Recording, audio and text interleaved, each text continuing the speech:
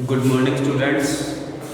BSc BEd part first में जो हमारा मार्सिलिया जो कि एक्वेटिक फर्न है वो चल रहा था, जिसमें हम मॉर्फोलॉजी मार्सिलिया की बाह्य संरचना के बाद में एनाटॉमी पढ़ रहे थे। मतलब मार्सिलिया की जो आंतरिक संरचना के बारे में अध्ययन कर रहे थे, जिसमें कल हमने राइजोम की इंटरनल स्ट्रक्चर के बारे में बात की थी। फिर लास्ट में हमने मार्सिलिया के पेटियोल की इंटरनल स्ट्रक्चर के बारे में भी पढ़ा। आज हम मार्सिलिया की जो लिफ के इंटरनल स्ट्रक्चर के बारे में पढ़ते हैं कि मार्सिलिया की लिफ की इंटरनल स्ट्रक्चर क्या होती है। तो देखिए, इसकी इंटरनल स्ट्रक्चर के अंदर आपको पता होना चाहिए कि कोई भी लिफ हो उसमें दो सतह होती है। एक तो ऊपर वाली सतह होती है उसे अडेक्सियल कहते हैं, जबकि नीचे वाली सतह होती है उसे अबैक्सियल कहते हैं। मतलब खुली वाली सतह को अडेक्सियल ऊपरी सतह, या इसका दूसरा अडेक्सियल का जो दूसरा नाम होता है वो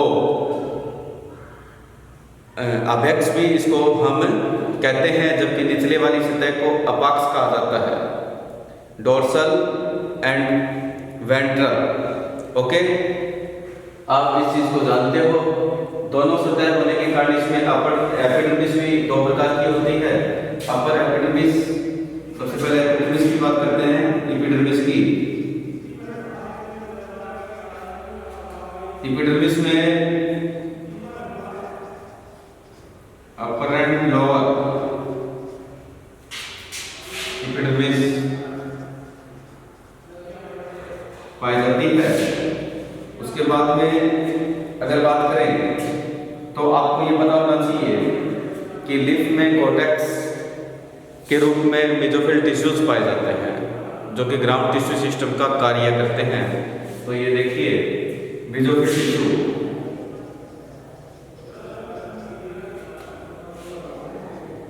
मेसोफिल टिश्यूज, इसमें मेसोफिल टिश्यू है वो दो भागों में विभाजित होता है, स्पॉन्जी एंड पेलिसेड।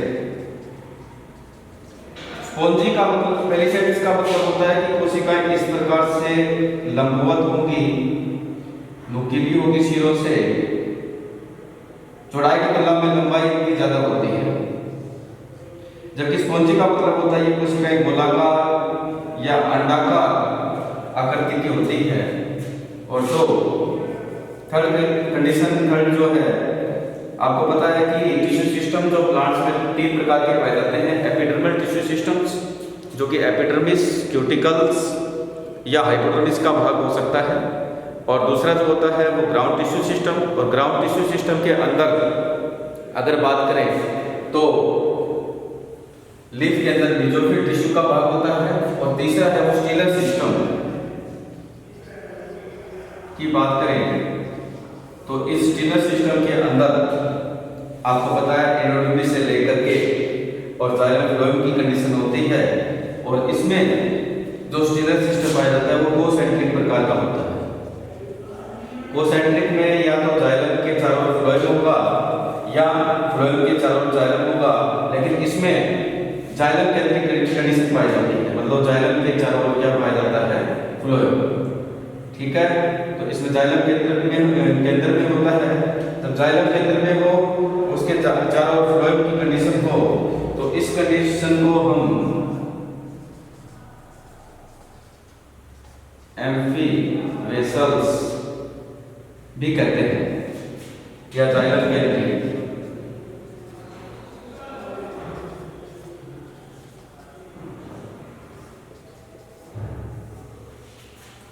तो यहाँ पे हम स्ट्रक्चर बनाते हैं सबसे पहले हम बात करते हैं एपिडर्मिस की। देखो, जो फ्लोटिंग जो मार्सिलिया की स्पीसीज हैं, उन फ्लोटिंग मार्सिलिया की स्पीसीज के लोअर एपिडर्मिस में स्टोमेटा पाए जाएंगे, जबकि जो स्थल में जो मार्सिलिया की जो स्पीसीज पाई जाती है उनके दोनों सतह पर स्टोमेटा पाए जाते हैं। तो फर्स्ट कंडीशन में अपने को ये ध्यान में रखना है कि फ्लोटिंग प्रकार की मार्सिलिया की जो स्पीसीज होती है उसमें निचली या ऊपरी एक सतह पर ही स्टोमेटा मिलेंगे, जबकि जो स्थल में मार्सिलिया की जो स्पीशीज पाई जाती है वहां पर दोनों और स्टोमेटा पाए जाएंगे। तो ये देखिए प्रथम कंडीशन में ये एपिडर्मिस बना रहे हैं,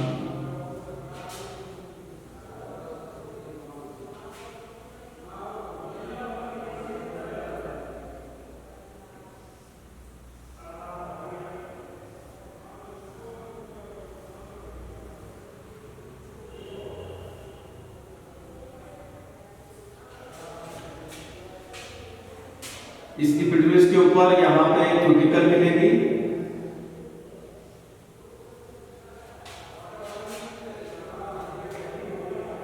ये स्टोमेटा के रूप में,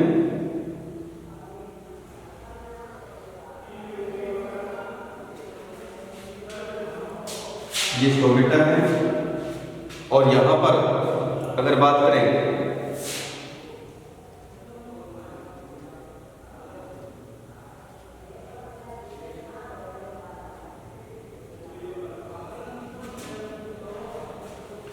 लोअर एपिडर्मिस में स्टोमेटा है,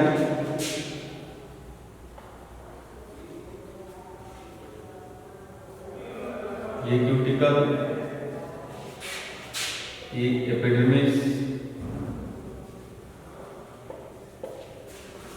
सेकेंड एपिडर्मिस का यहाँ पे पार्ट पूरा हो गया।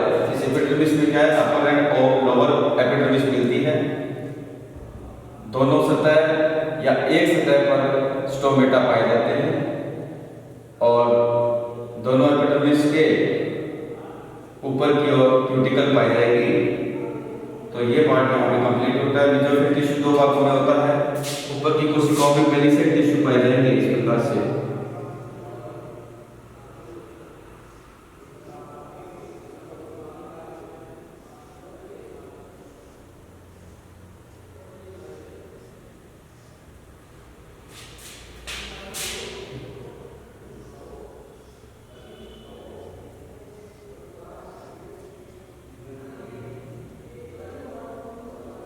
आपको पता है कि मेसोफिल टिश्यू के अंदर क्लोरल काइमा होता है जो कि फोटोसिंथेसिस का कार्य करता है।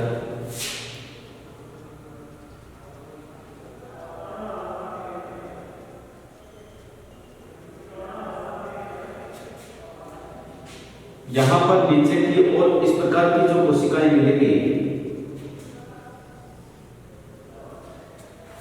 अपर एपिडर्मिस की ओर पेलिसेड टिश्यू होंगे जबकि लोअर एपिडर्मिस की ओर स्पॉन्जी टिश्यू होंगे।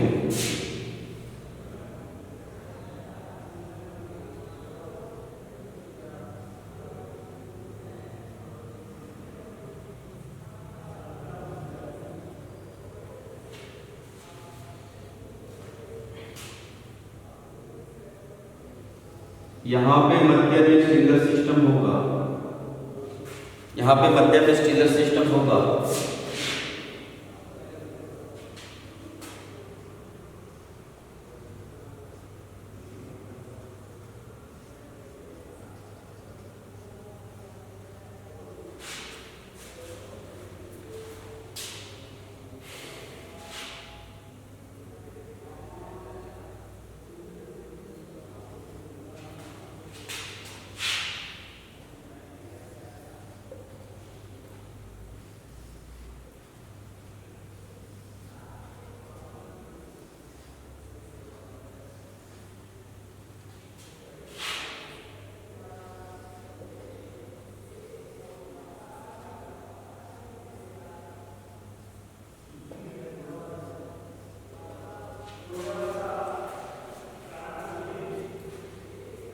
तो देखिए स्टूडेंट, हम internal structure of the Marsilea leaf की बात कर रहे थे। इस मार्सिलिया लीफ के अंदर हमने एपिडर्मिस की बात की जिसमें अपर एंड लोअर एपिडर्मिस पाई जाती है, जिसकी दोनों सतह एक सतह पर स्टोमेटा मिलते हैं तथा दोनों ओर क्यूटिकल मिलेगी। इसके अलावा अगर बात करें मेसोफिल टिश्यू की, जो कि पेलिसेड टिश्यू और स्पॉन्जी टिश्यू में विभेदित होता है। इस पेलिसेड टिश्यू और स्पॉन्जी टिश्यू की कोशिकाओं में क्या डिफरेंस होता है कि पेलिसेड टिश्यू की कोशिकाएं होती है वो लंबी होती है, नुकीली होती है, जबकि स्पंजी टिश्यू की कोशिकाएं होती है वो गोलाकार या अंडाकार होती है। दोनों में क्लोरल काइमा पाया जाता है जो कि प्रकाश संश्लेषण का कार्य करता है। ज्यादातर अपर एपिडर्मिस की ओर पेलिसेड टिश्यू पाए जाते हैं जबकि लोअर एपिडर्मिस की ओर स्पंजी टिश्यू पाए जाते हैं। अगर हम बात करें यहाँ पर पेलिसेड टिश्यू की, ये पेलिसेड टिश्यू है, जबकि ये स्पॉन्जी टिश्यू है।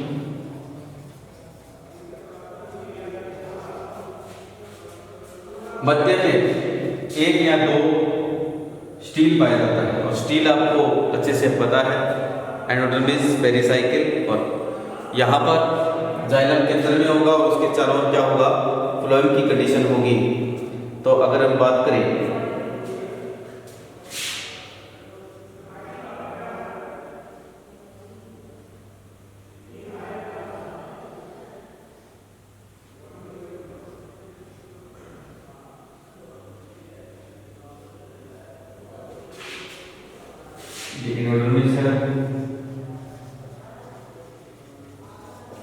पेरिसाइकिल इसमें जरूरी नहीं है मिले या ना मिले, ठीक है। तो यहाँ पे सेंटर में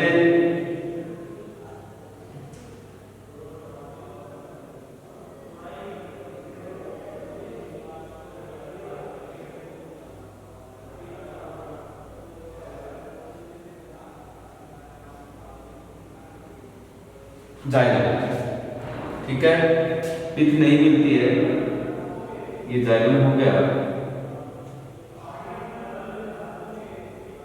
और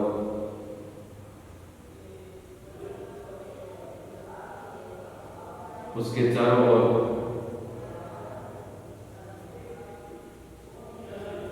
फ्लोएम पाया जाता है।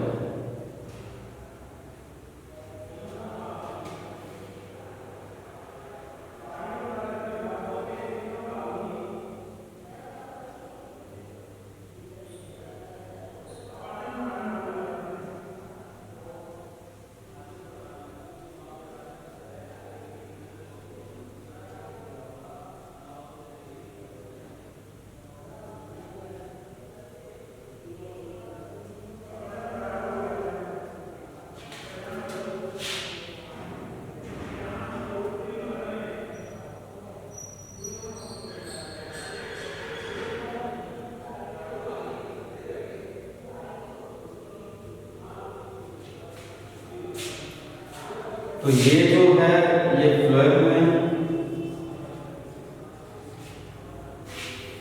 ये जाइलम,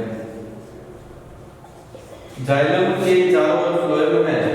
तो इस प्रकार की कंडीशन को हम कोसेंट्रिक स्टील कहते हैं। कोसेंट्रिक, कोसेंट्रिक का मतलब क्या होता है कि या तो जाइलम के चारों ओर फ्लोएम होगा या फ्लोएम के चारों ओर क्या होगा, जाइलम होगा। तो ये प्रकार की कंडीशन है। तो माय डियर स्टूडेंट्स, ये मार्सिलिया के लीफ की आंतरिक संरचना यहाँ पे कंप्लीट होती है।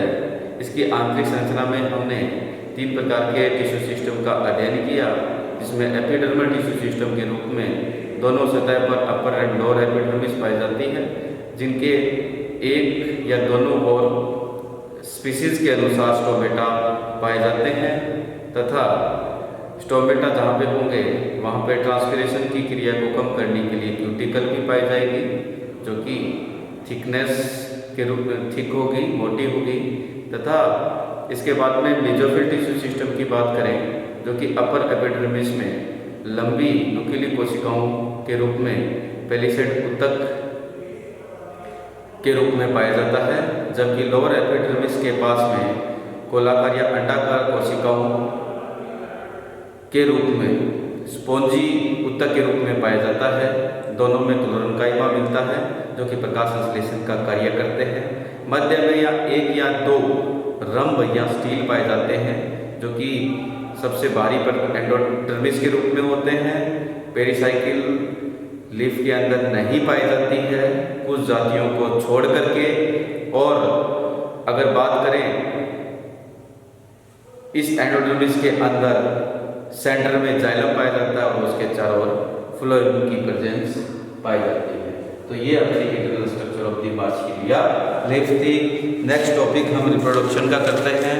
आपको मैंने बताया था, अच्छे से आपको मालूम भी है कि 2 प्रकार की स्टेजेस होती है। आप अगर किसी प्लांट की लाइफ साइकिल की बात करें तो पहला तो वेजिटेटिव पार्ट यहाँ पे कंप्लीट होता है, जिसकी मॉर्फोलॉजी और एनाटॉमी का अध्ययन हम कर चुके हैं।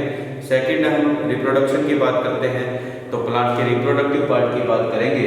रिप्रोडक्टिव पार्ट में सबसे पहले हम प्रोथेलस को बनाने के लिए बीजाणुओं का अध्ययन करेंगे। बीजाणुओं से पहले बीजाणुधानी का अध्ययन करेंगे और मैंने बताया था आपको इसमें बीजाणुधानी किस रूप में पाई जाती है, स्पोरोकारक के रूप में पाई जाती है और बीजाणु स्पोरोकारक में पाए जाएंगे। तो स्पोरोकारक की संरचना का अध्ययन करेंगे कि स्पोरोकारक क्या है। और उससे पहले बीजाणुओं से पहले इसमें काई जनन की बात करते हैं जो कि स्पेशल टाइप की कुछ संरचनाओं के द्वारा होता है। तो देखिए जरा,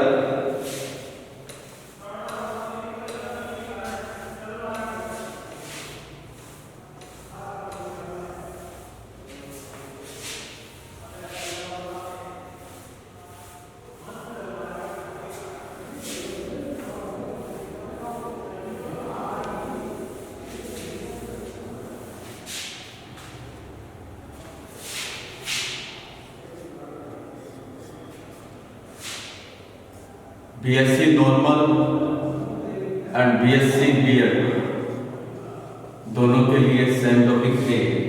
पार्ट फर्स्ट तो बात रिप्रोडक्शन की हो रही है।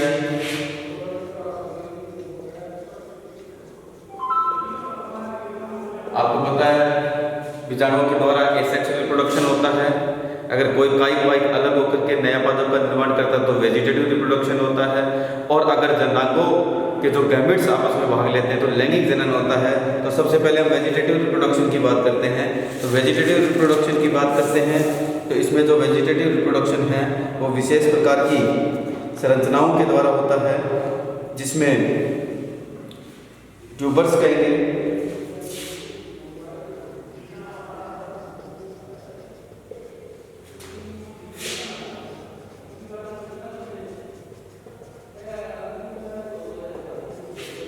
यहाँ पर वेजिटेटिव रिप्रोडक्शन की बात करेंगे तो माइक्रोबर्स के द्वारा।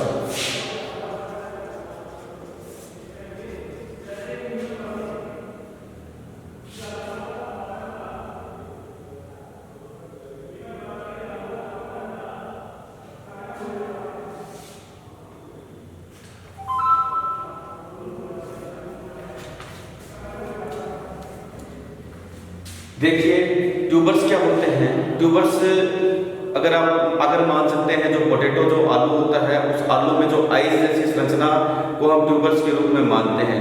इसी प्रकार क्या होता है कि मार्सिलिया के जो स्पोरोकारक में जो पेटियोल होता है या राइजोम के आधार पर कुछ कंद लगे रहते हैं या ट्यूबर्स लगे रहते हैं जिसमें ऑयल ड्रॉपलेट्स के रूप में भोजन संचित रहता है। और ये जो ऑयल ड्रॉपलेट्स युक्त जो ट्यूबर्स होते हैं ये मार्सिलिया के जो स्पोरोफाइट है बीजाणुविद है इससे अलग हो जाएंगे और अनुकूल परिस्थितियां इनको बनेगी तो ये अंकुरित होकर नया पादप का क्या कर लेंगे, निर्माण कर लेंगे, जो कि सामान्य प्रकार के कायिक जनन को हम यहाँ पे रखते हैं।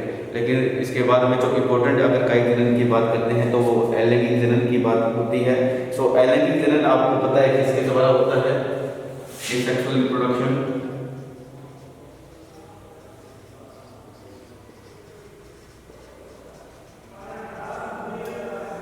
मार्सिलिया हिप्टोस्पोरस हो जाते हैं। मैंने आपको बताया था कि 8 प्रकार के जो टेरोफाइट्स होते हैं, 8 प्रकार के टेरोफाइट्स के वंश जो होते हैं उनमें से मार्सिलिया है जो कि हिप्टोस्पोरस है। और इसमें हिप्टोस्पोरस कंडीशन होने के कारण माइक्रोस्पोर और मेगास्पोर बनते हैं, माइक्रोस्पोर एंड मेगास्पोर। अभी तक हमने कोई भी टेरोफाइट्स पीछे जीत किए थे वो सब होमोस्पोरिक थे, जैसे लाइकोपोडियम है, इक्विसिटम है और साइलोटम है। हिट्रोस्पोर में हम मार्सिलिया की बात करते हैं।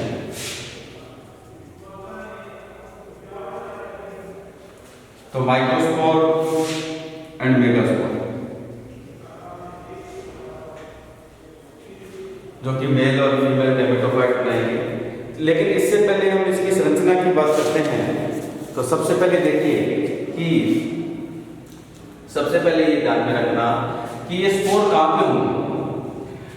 देखिए नॉर्मल रूप से मैंने कैरेक्टरिस्टिक फीचर्स ऑफ द टेरोफाइट्स बताया कि कोई स्पोर होते हैं वो धानी में होते हैं, मतलब बीजाणु धानी में होते हैं। जैसे इक्विसिटम में स्पोरेंजियोफोर युक्त संरचना थी, जबकि साइलोटम में नेक्ड स्पोरेंजियम थी, ठीक है। और अगर बात करें इक्विसिटम में, तो इक्विसिटम में जो स्पोरोफिल आपस में मिलकर के कौन रूप संरचना का निर्माण कर रहे थे, उसके अंदर स्पोर थे। इसके अंदर क्या होता है कि इसमें जो स्पोर बियरिंग ऑर्गन होता है, स्पोर बियरिंग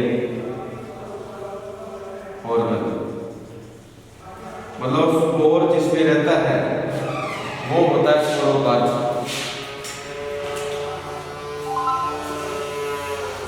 तो स्पोर बेयरिंग ऑर्गन इसमें क्या होता है, स्पोरोकार्प के रूप में पाया जाता है। अगर स्पोरोकार्प की बात करें तो स्पोरोकार्प तीन प्रकार का होता है। स्पोरोकार्प किस प्रकार से लगा रहता है, कहाँ पे लगा रहता है? देखिए, मैंने फर्स्ट डे आपको बताया था कि ये राइजोम हो गया, इस राइजोम में ऊपर की ओर ये पेटियोल और यहाँ पे ये लीफ,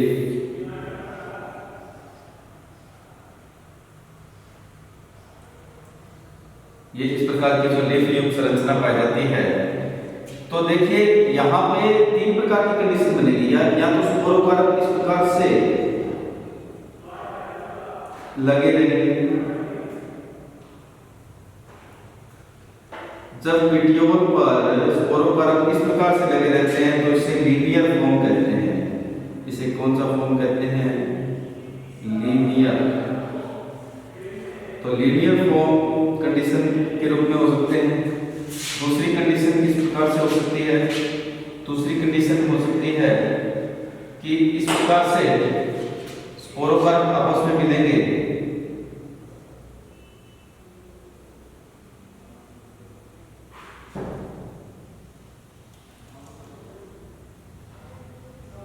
ये सारे स्पोरोकार्प ये आपस में मिलकर के केवल एक ही संरचना से इस प्रकार से लगे रहते हैं।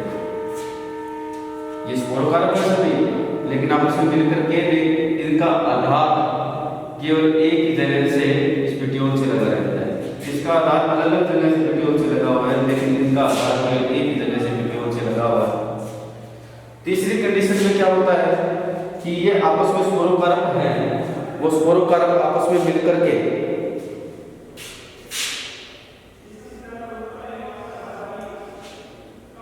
इस प्रकार से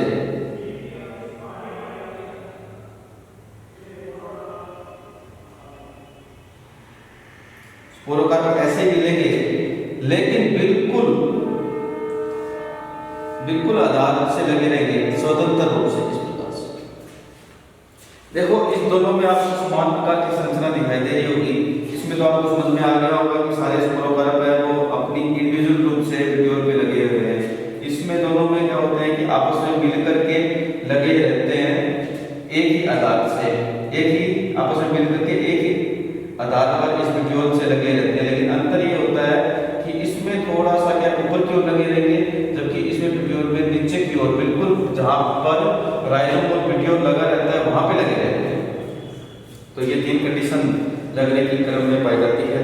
अब पहले स्पोरोकार्प की बाहरी संरचना करेंगे और फिर इसकी आंतरिक संरचना के बारे में हम अध्ययन करेंगे, और फिर विशेष प्रकार की हम जो अनुप्रस्थ काट होती है जिसमें हम VTS वर्टिकल ट्रांसवर्स सेक्शंस के बारे में बात करेंगे, इसकी RLS के बारे में बात करेंगे, इसकी HLS के बारे में बात करेंगे, हॉरिजॉन्टल लॉन्गिट्यूडिनल्स सेक्शंस के बारे में बात करते हैं।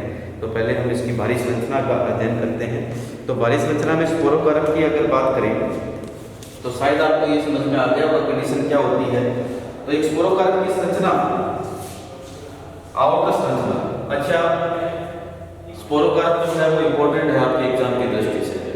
मैं आपको बता देता हूँ कि स्पोरोकार्प आपके एग्जाम की दृष्टि से मोस्ट इम्पोर्टेंट संरचना है। तो इसकी आउटर इंटरनल स्ट्रक्चर आपको अच्छे से ज्ञात करनी है। तो सबसे पहले आज हम केवल इसकी बाहरी संरचना के बारे में बात करते हैं, केवल बाहरी संरचना के बारे में।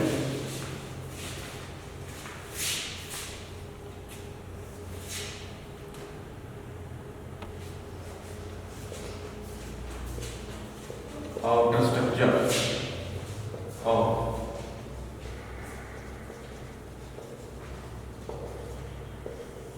स्पोरोकार्प की अगर बात करें तो देखिए जरा,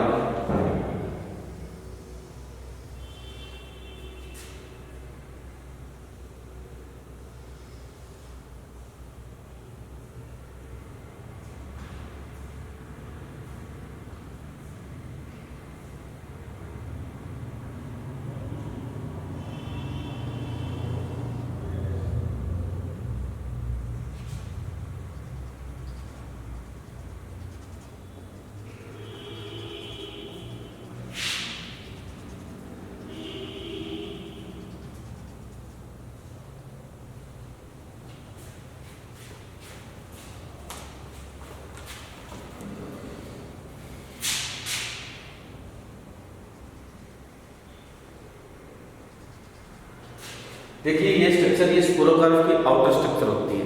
ये वही स्ट्रक्चर होती है जो कि ये जो स्पोरोकार्प होता है, जो कि बीजाणु बेरिंग ऑर्गन होता है और जो कि मार्सिलिया के पेटियोल के आधार भाग पर स्वतंत्र रूप से या आपस में मिलकर के एक आधारीय स्थिति में लगा रहता है। वही ये जो स्ट्रक्चर होती है, सिंपल सी स्ट्रक्चर है, इसको आपको ध्यान में रखना है। इसका दो मुख्य वाला भाग होता है, जो इसका ये गोलाकार या अंडाकार आपको ये वाला भाग दिखाई दे रहा है, इसे बॉडी कहते हैं। जबकि ये वाला जो भाग होता है इसे स्टार्ट कहते हैं। देखो नॉर्मल इसमें दो ही भाग होते हैं वैसे तो, एक तो इसमें बॉडी होता है, एक स्टार्ट होता है, ठीक है। और इसमें वह भाग जो स्टार्ट को बॉडी से जोड़ता है, वरंत वह भाग जो स्टार्ट को, देखो यहां से लेकर के ये वाला भाग स्टार्ट होगा और वह भाग जो स्टार्ट को बॉडी से जोड़ता है, ये वाला जो भाग होता है जोड़ने का, इसे रेफी कहते हैं। रेफी कहते हैं। ये क्वेश्चन आता है आपके एग्जाम में। जबकि देखो इस बॉडी में इस प्रकार से टिथ लाइक प्रोजेक्शन वाला भाग होता है, इसे ट्यूबरकल्स कहते हैं। ट्यूबरकल्स कहते हैं। तो नॉर्मल रूप से इसके दो भाग होते हैं, ठीक है। तो इसकी मॉर्फोलॉजी में आउटर स्ट्रक्चर की बात करते हैं तो एक भाग होता है इसका बॉडी होता है और दूसरा जो भाग होता है इसका स्टार्ट होता है। वह भाग जो स्टार्ट और बॉडी को जोड़ने का कार्य करता है, जैसे ये बॉडी हो गई और इस बॉडी में ये स्टार्ट निकल गया, तो ये स्टार्ट और बॉडी के ये वाला जो भाग होता है इसको रेफी कहते हैं, ठीक है। मतलब बॉडी को स्टार्ट से जोड़ने का कार्य करता है। और तीसरा जो अगर बात करें, यहाँ पे थर्ड तो रेफे हो गया और फोर्थ अगर बात करें तो इसमें जो बॉडी के ऊपर पार्श्व में जो ये टिथ लाइक भाग है इसे ट्यूबरकल्स कहते हैं, ठीक है। तो माय डियर स्टूडेंट्स, आज हमने स्पोरोकार्प पहले एनाटॉमी के बारे में बात किया था और एनाटॉमी के बाद में हमने रिप्रोडक्टिव पार्ट्स के बारे में बात किया। फिर रिप्रोडक्टिव पार्ट में वेजिटेटिव रिप्रोडक्शन की बात कर रहे थे और वेजिटेटिव रिप्रोडक्शन के बाद में एसेक्सुअल रिप्रोडक्शन की बात कर रहे हैं। एसेक्सुअल रिप्रोडक्शन होते हैं वो मेगास्पोर और माइक्रोस्पोर के द्वारा होता है, क्योंकि ये विषम बीजाणु होता है और ये जो स्पोर होते हैं वो जिस दानी में रहते हैं उसे बीजाणु फलिका या स्पोरोकार्प कहते हैं। और स्पोरोकार्प होते हैं वो पेटियोल्स के आधारीय भाग में स्वतंत्र रूप से या एक आधार स्थिति के रूप में पाए जाते हैं। इस स्पोरोकार्प की हमने बाह्य संरचना का अध्ययन भली भांति किया है, जो कि मुख्य रूप से बॉडी और स्टार्क में विभाजित होता है और बॉडी और स्टार्क को जोड़ने वाला भाग रेफे कहलाता है और ऊपर बॉडी के ऊपरी पार्श्व वाला भाग जो कि टिथ लाइक के रूप में होता है उसे ट्यूबरकल्स कहते हैं। तो आज के लिए आज जो स्पोरोकार्प की संरचना का अध्ययन यहाँ पे हम बाहरी संरचना के रूप में कर चुके हैं। नेक्स्ट क्लास में हम स्पोरोकार्प की भित्ति की इंटरनल स्ट्रक्चर के बारे में अध्ययन करेंगे। तो नेक्स्ट क्लास के अंदर हम मिलते हैं, इसकी इंटरनल स्ट्रक्चर के बारे में अध्ययन करेंगे। Okay, thank you so much.